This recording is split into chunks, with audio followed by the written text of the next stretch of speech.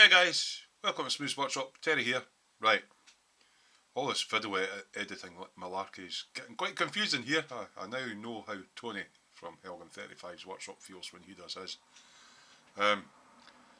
This is build video number 2 in my Tamiya RZ250 2-stroke, 2-cylinder flying machine build. This is me doing the intros for it. I'm actually this is why it gets confusing for me. I'm actually just starting to film the build video number 4. It's because this part of the build goes on quite quick, but I do tend to waffle a lot. This video will be roughly 40 minutes long. You'll remember after all my waffling in the last one we were bleaching parts. This video will show you how I got on with the bleaching the parts. Left an interesting residue, a really shiny residue on the parts. I don't know how that's going to take to the primer, but it did cause some problems with gluing, and that's in build video number 3, so giving things away here. So this section is going to show you, stop waffling Terry. It's going to show you how the chrome parts turned out, and then we're actually going to start cutting some pieces off the sprues. What I'm finding with this really old Tamiya kit, there's a lot of seam lines, and there's a lot of sanding and filing, and parts don't fit quite 100% like the newer Tamiya kits, but it's the second kit Tamiya I ever made. After showing you the chrome parts and cutting the first part, I'll talk about how to dress a part up, and then I'm not actually going to show you me dressing every single part up. That's monotonous. This is actually the slowest part of the build, because you've got to prep all the parts, but I do go into some detail in this section of why I build it and the order I build it. Yes, there's waffle. Fast forward button, fast forward. There is some waffle. I was trying to explain the difference between how I build the bikes and everything, and how people who build armour fling everything together and paint it. Nothing wrong with that method, it's just I do it differently. So yeah, and that'll be this section. So I'm now going off to record the intro for build video number 3. So confusing. So go and watch the film. Go on, off you go. Bye. Hi guys, welcome to Smooth Workshop. Terry here. Welcome back to my Tamiya Yamaha RZ250 2-cylinder 2-stroke motorcycle build. Classic 1980s bike. Right. First video was basically chrome removal, and I'll update you just shortly on how that went. It worked.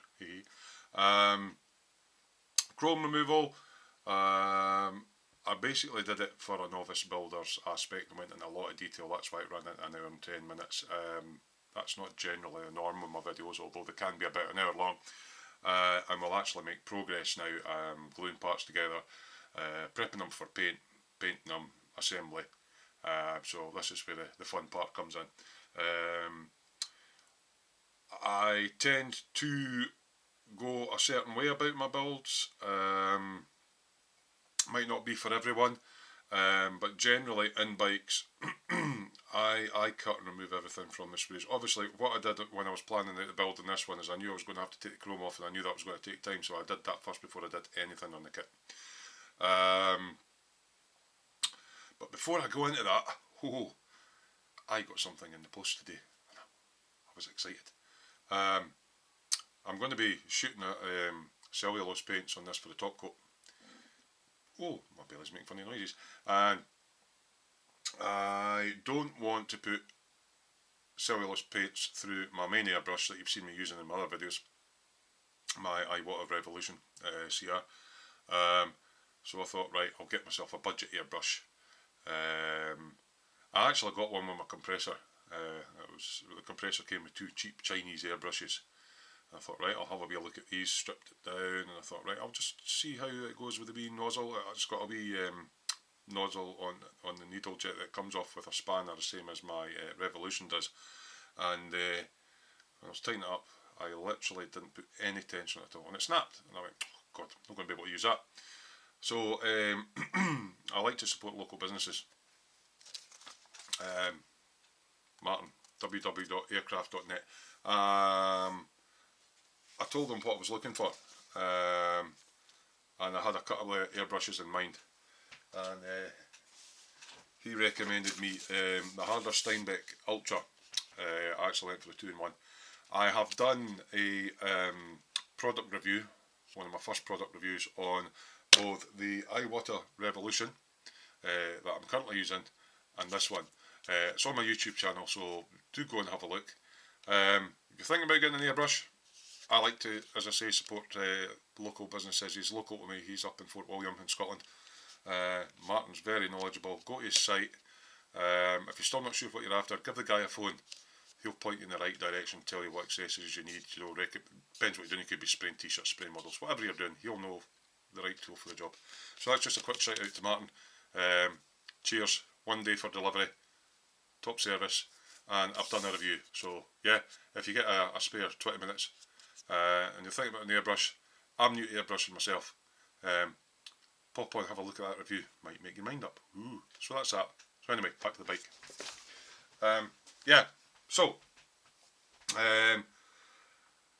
right, in the last video we went on the chrome removal, right, so using bleach, right. I found after about 6 hours the bleach stopped being as effective. Now basically what you're inducing in here is a chemical reaction. I'm not going to get all too scientific, but basically bleach is chlorine based, yeah. And I'm not sure the exact composition of the chrome in this, but just say it was chrome. So you've got chrome parts in the plastic tub, and the chlorine element in the bleach is reacting with the chrome. And when it reacts and strips a bit of chrome off, it forms chrome chlorate. Okay, but chrome chlorate is no longer bleach, so it doesn't react on the chrome. So eventually, after a while, you're basically, instead of having bleach in the tub, you've got chrome chlorate, and it loses effectiveness. So what I did after about 6 hours, and I'll just flash a picture up, view the medium of dance. Flash a picture up, and it kind of shows you after 6 hours what stage the parts had got to. Yeah, there's still some chrome in them. So I changed the bleach, and I stopped dabbing it with the brush, because what that was doing was that was introducing air bubbles. And to get maximum coverage over the parts, it was alright to dab it on it first just to get it through all the parts, but to continuously keep dabbing at it with a brush was counterproductive, because you're introducing air bubbles. So instead of a film of bleach lying on the part taking the chrome off, what you've got is a bit of bleach, an air bubble, a bit of bleach, an air bubble, a bit of bleach and an air bubble. So I found when it was frothing up, it was no good. So I replaced the bleach, and I just use a gentle agitation every now and again. So yeah, I'm going to flash another picture up. I've got all the parts laid out here. Basically, here comes the picture. What the picture shows you is at the top, the parts that were had all the chrome completely removed off them after a period of 6 hours. The 2 brake discs and a caliper part. I found out this caliper is the actual forks on the front, because this is for the 250 and the 350 all on the same sprue set. One fork comes with a caliper on it for the 250, and if you're making a 350, you put the other piece at the top on the other fork, and that gives you the twin front discs. So that was that. They came off after 6 hours. Went to sleep, woke up. Roughly about 16 hours later, I found that the wheels were totally unchromed, and underneath the wheels in the picture is the that's a left-hand rear foot peg hanger, and also the gear lever and the pillion foot peg. All the chrome had come off that. And to the right Of that, we have 2 caliper halves. That will be the back halves of the calipers, I would assume. We'll only use one because it's a 250. The 2 carburetors, and the other hanger, which has the rear brake and the other pillion peg on it. So that was 16 hours it took, and they were clear. The early Tamiya chrome is really, really thick, and it seemed to be really, really thick on the front forks. So down in the left hand corner of the picture, you will see the 2 front forks, and they took 24 hours for all the chrome to come off. And there was one stubborn part in the bottom right, and it's actually that small brake rod for the rear brakes. That took 26 hours to strip, and it still had 1 or 2 minute parts of chrome on, and rather than waiting another 8 hours or something silly like that, I just scraped the tiny wee bits left off.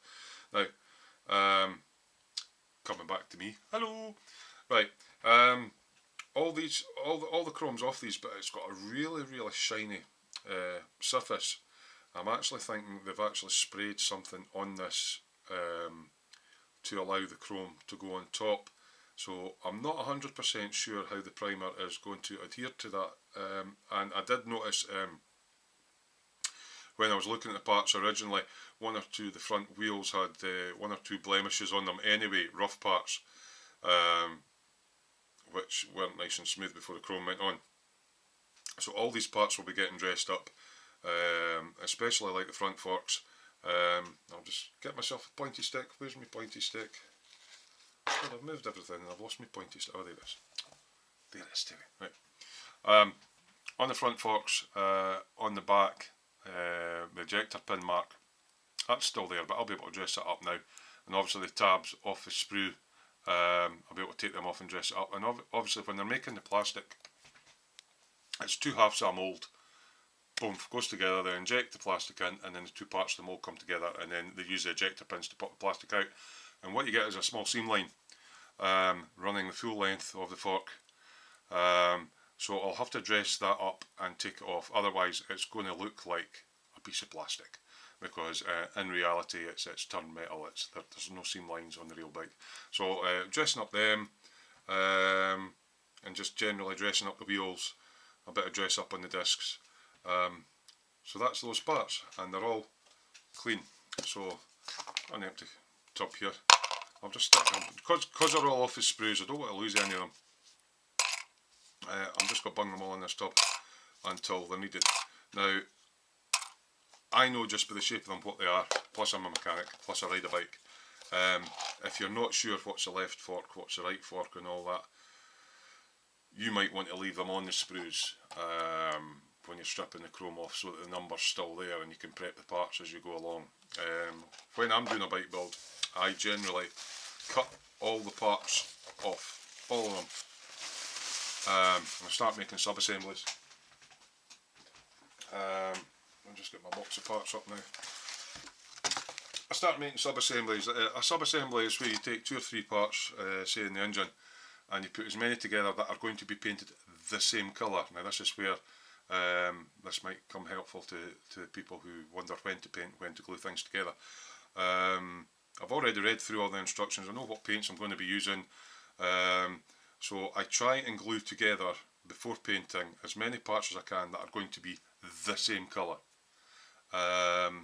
So I'll get part of the engine done, that's all going to be the same colour, set that aside. I'll maybe do the exhausts, they're all going to be the same colour, assemble them, put them at one side. The fuel tank's in 2 pieces, and the rear cowling is in 2 pieces. I'll assemble them together, and that allows me to dress them up and clean them up, ready for primer. So what I'm basically going to be doing here is I'm going to be following the build instructions, but separating the parts out into sub-assemblies that I can get built up just now. 1 or 2 things I'll need detail painted by hand.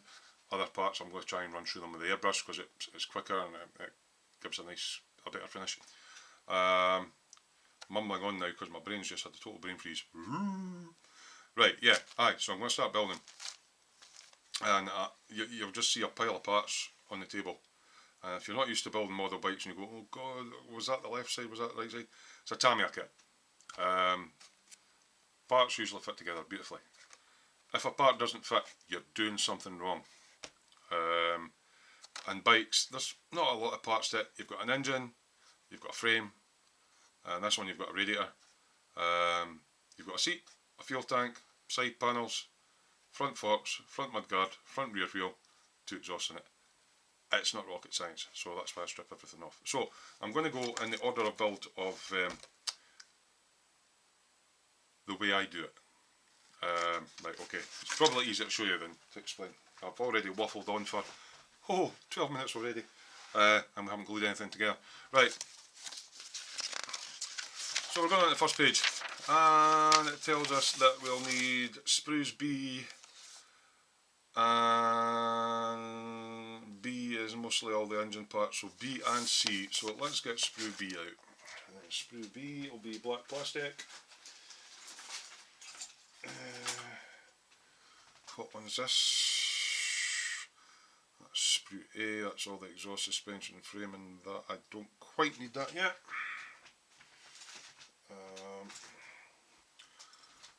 What have we got here? Now, mine sorry, I tend to waffle. Mine I was talking earlier about Gundam figures and things and ABS plastic and all that and how it reacts to different chemicals. You'll notice on the back of this sprue there's a P and an S in the corner of the B, sprue B tab. P and S stands for polystyrene. If you get a kit and it's got AB or ABS on the back, you know it's ABS plastic and you just got to be careful. Right, anyway, Tamiya kit's all polystyrene. So I've got sprue B here, and the first call out is for the 2 halves of the cylinder head, so I need B13 and B12. So I'll just look down here, there's B12. Oh. That's B12. Can you see this? Have I got this in shot? Yep, good. And B13, and that is the upper part of the engine, the cylinder heads and the airboxes.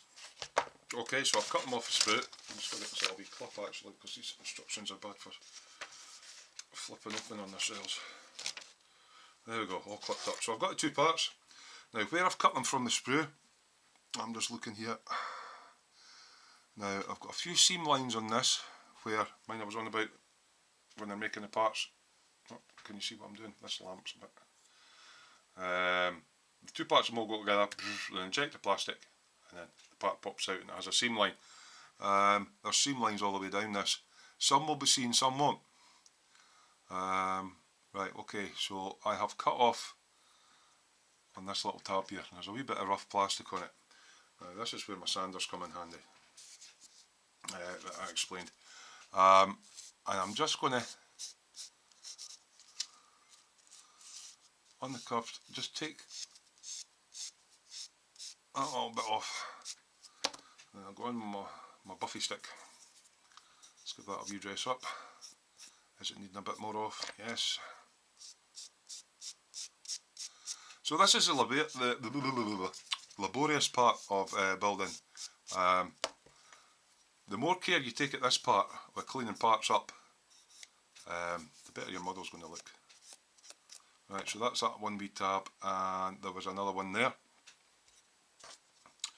I'll go in with the 240, it's a bit coarser. And then I'll go in with the 220.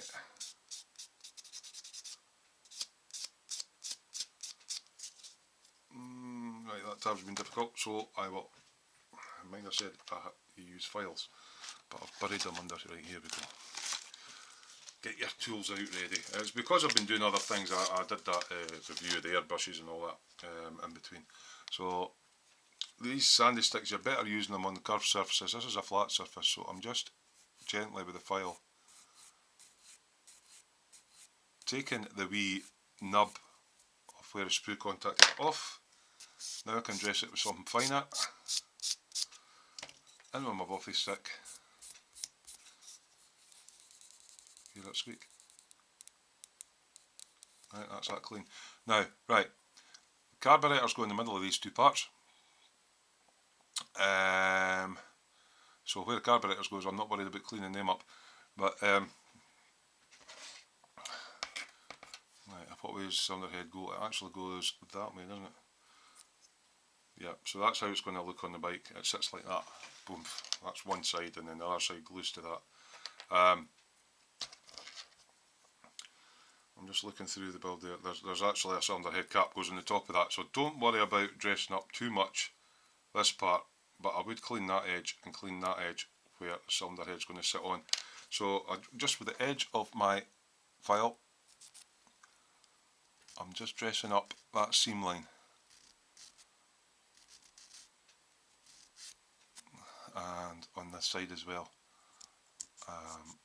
because otherwise the cylinder head will sit crooked, and I'm just making sure it's all flush and level. The cylinder head will sit crooked, and you'll have a gap, so it won't look like in real life when it is bolted on. Just to dress the side.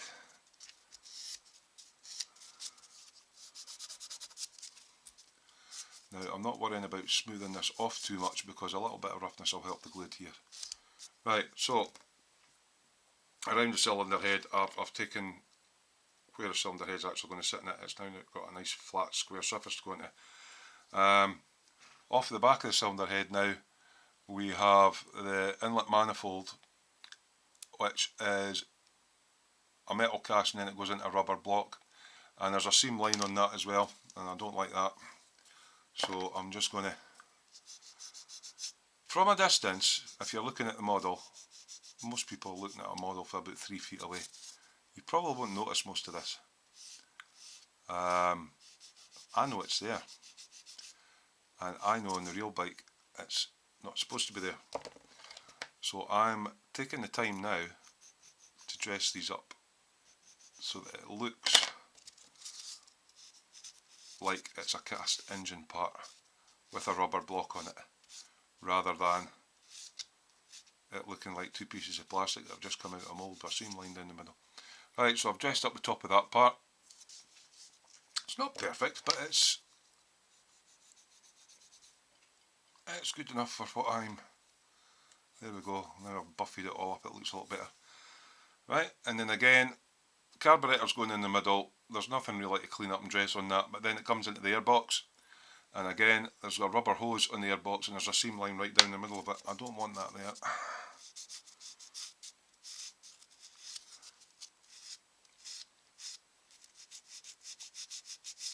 And the reason I'm using the sandy sticks is the part I'm sanding is curved, and because of the foam on these Ultimate modelling products, it conforms to the surface so that I'm not flattening it off. I can file on a round surface. Right, now we're coming up to the airbox, and I don't know if you can make it out. I'll pull my light round and see if I can catch a light. There's a seam runs right down there. That shouldn't be there. So again, with my file, I'm just going to dress that up.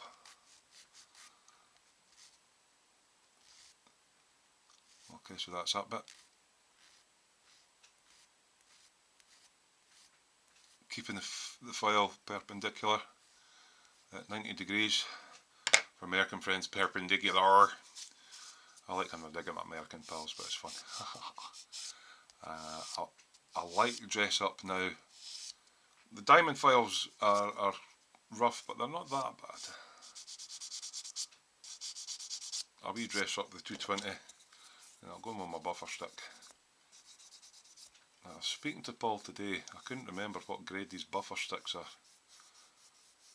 And it says it's something really silly. It was about 30,000 grit or something. It's really fine. I didn't realise it was as fine as that. Hear the squeaks? Okay. Then I'm going down and looking on the underneath. That's the part I'm dressing up. And then again, on the underside of the airbox, we've got another seam line. Now, this is slightly curved, so I'm going in with my sandy stick. And foam allows it to conform to the curve. Now, sometimes if you go back and forwards in an action like that, it catches, so sometimes just go in a a motion like that will get it. Now this one's been a particular bit of a pain, so I'm going to go in with a slightly rougher one.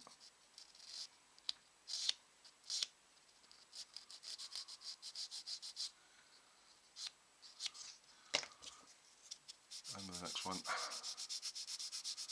This attention to detail is a bit too much for some people, but the more time you spend on prep, the better it's going to look, the more realistic it's going to look. Right, that's the best I'm going to get into that.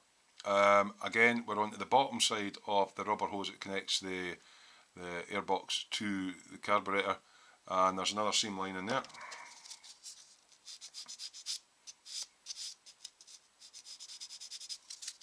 So again, with these sandy sticks, because it's a curved surface, the sanding stick is conforming to it, and it allows me to sand on a curve without making a flat spot, so it still retains its shape.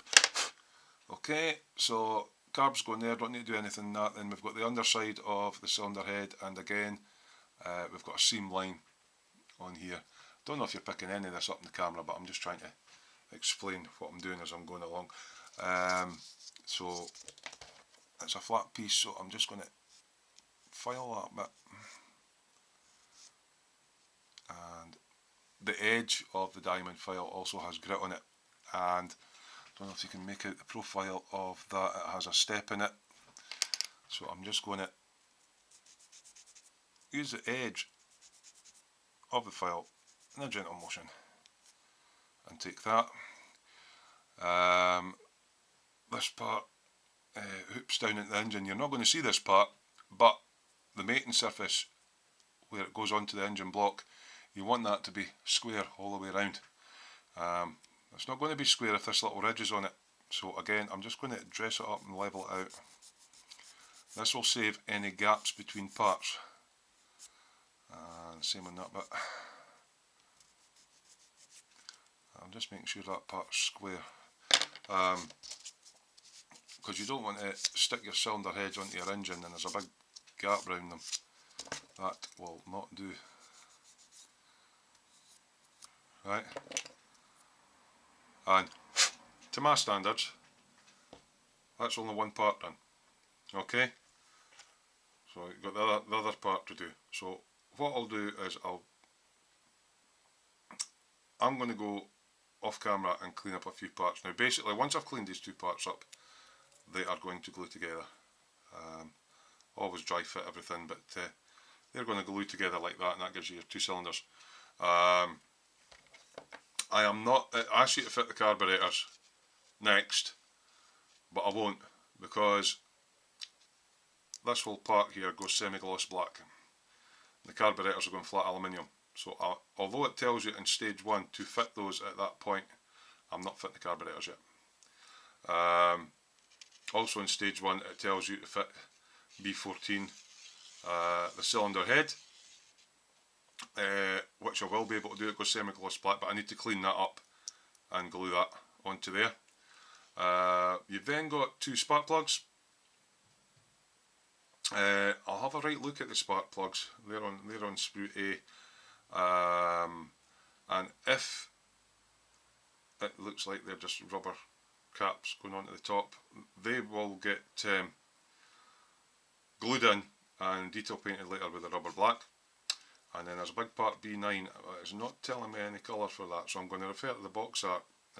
It's coming out the top of the cylinder head. I would assume that's the top radiator hose, but it'll be made of metal. I'm assuming that's going to be X18. So when I go off camera, what I'm going to do is I'm going to take the two carburetors which are in this tub that I've cleaned the chrome off of and dress them up. I'm going to, you've already seen me clean one of these up. Oh, I'm pointing at it and the camera's not even pointing. You've already seen me clean one of these up. I need to clean the other one up. I will take the cylinder head off and I will clean that up. I'll have a look at the spark plugs, and if they all go in flush, I will take them off and dress them up. I'll take part B9 off and I'll dress that up. And I'm not going to glue anything together yet. I'll dress them up and I'll dry fit them and I'll put them at the side. Then we're coming on to the next part of the engine where you've got the upper and lower crankcases. It tells you to glue them together. So I will dress those parts up and dry fit them. They will be getting glued together, but they're going flat aluminium, so I won't be gluing side panels on, which are going semi-gloss black. I will dress them up and lay them off to the side, so the only part I will actually glue together is the flat aluminium part. Also tells you in this part, now this is where the tank builders go different. What they would do is they would glue everything all together, and you've got your solid engine lump, and they would spray it black, and then they would detail paint by brush all the separate colours. I don't do it that way. I put together what I can that's going to be the same colour, paint that all of one colour, and then separately I will paint the other part the colour it's got to go, and glue the different colour parts together. That's how I approach it. It's also telling you to put vinyl tubing on at this stage. Yeah, that'll be after paint, so the vinyl tubing won't go on. Also goes on to the frame halves. What I'll do is I'll cut them off the sprues and dress them up off camera, both halves. And it's also it's telling you to assemble the engine at that point. Won't be doing that because I'll need to paint all these up. It's also telling me that I'll need the rear mudguard for that section, and that's going to a semi-gloss black, so I will just remove that from the sprue and dress it up off camera. It won't be getting fitted. And then it's going on to the wheel. I will dress up the wheel ready for paint, and also the rear brake drum part. I'll dress that up, but none of this gets glued together. Also says to put the tyre on at this point, but there's no point putting the tyre on until you've painted it. So what I'm going to do is just this first page, I think. No, I want to try and do some of this off camera because I've just shown you how to clean one part up, and what I'm going to be doing off camera is just cleaning parts up. I'm not going to glue anything together, so you're not going to miss any of the actual building. But I don't think you want to sit and watch me sanding down all the individual parts for ages. I mean, we're half an hour into the video. The next stage, it then tells you to it tells you to detail paint the chain sprocket set, and then stick it in between the two halves of the rear suspension and glue it together. I will detail paint the chain sprocket set separately, so I'll take that off and dress it up, but we still have to paint because we're doing it by airbrush and not by brush, the rear suspension, swing arm and the parts of the shock absorber. They'll have to get done as two halves then glued together along with the chain. So they will not be getting glued together, they will be getting prepped and dressed up. I'll do that off camera. Then it's going on to attaching the rear wheel, and that sub-assembly is not going to go in just now. So we're going to kind of skip parts, and then I'll skip on to the next bit. The next part it's asking for is the centre stand. Yeah, I'll take that off the sprue and I'll dress it up, but again that's going to need to get painted. Then we're coming on to the radiator. It's all going to be semi-gloss black apart from the mesh, so it's okay to glue those two parts together, spray them all semi-gloss black, detail paint them with the flat black. So I'm not going to glue them together just now. I'll do that when I come back on camera, but I'm going to take these two parts off the sprue and dress them up.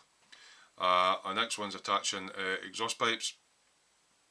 I will take them off the sprues and dress them up, ready for gluing the parts together, but they will not be fitted to the bike. That's as far as I'm going to go off camera. And when we come back, I'll have all these parts off the sprues, cleaned up. Whatever parts that I'm going to glue together in a sub-assembly, I'll do that live on camera. And the parts that are going to wait to get painted, I'll show you how I put them on cocktail sticks, etc., because everything's going to get primed.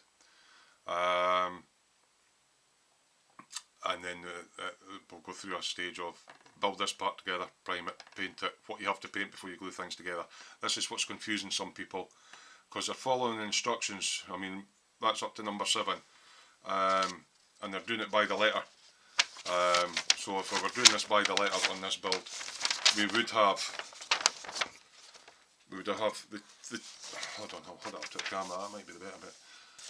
If you're doing it by how they're telling you on this, you would have had the 2 cylinder head halves together, right, and the 2 carburetors glued into place. These are 2 different coloured parts, so that would mean armour builders might just glue all that together and then try and pick out the detail on the carburetors. See, what I do is I detail paint the carburetors, then glue them on. I'll assemble what I can on camera and lay the other parts off to the side, and that are going to be all the flat aluminium parts will be on one side, and all the semi-gloss parts will be on another pile, and then they'll all got to get primed and everything. So hopefully that makes sense. I've waffled on. I've basically taken 2 parts off a sprue and cleaned up one, but I showed you the cleanup process and the methodology behind it. Looking at the parts, trying to imagine how they're made, why they're clamped together, why you've got seam lines. Should the seam line be there on the real bike? No. If it's not, how to dress it up. So you're going to go around all these parts, you're going to take them all off the sprues, and you're going to dress them up before you glue anything together, before you paint anything. So I'm going to go off camera just now and do all the parts that is required. 1, 2, 3, 4, 5, 6 and 7.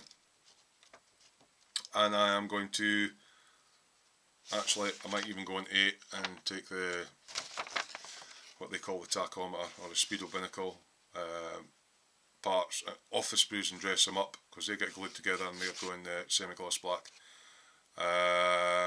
And I'll take the headlight off, clean it up. Yeah, that's as far as I'm going to go. Stage 8 prep. So all the parts up to stage 8 I'm taking off the sprues and cleaning up. I'm not going to glue it together till I'm on camera.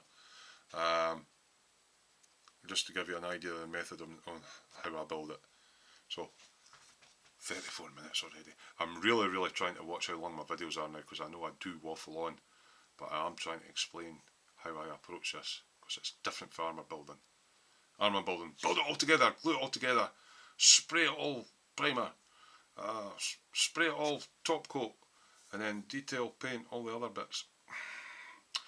It just doesn't look right in a bike, in my opinion. Right, I'm going to go and do what I said. Instead of waffling on more, I'm going to come back and go see something going together. That's a good bit. See you in a bit.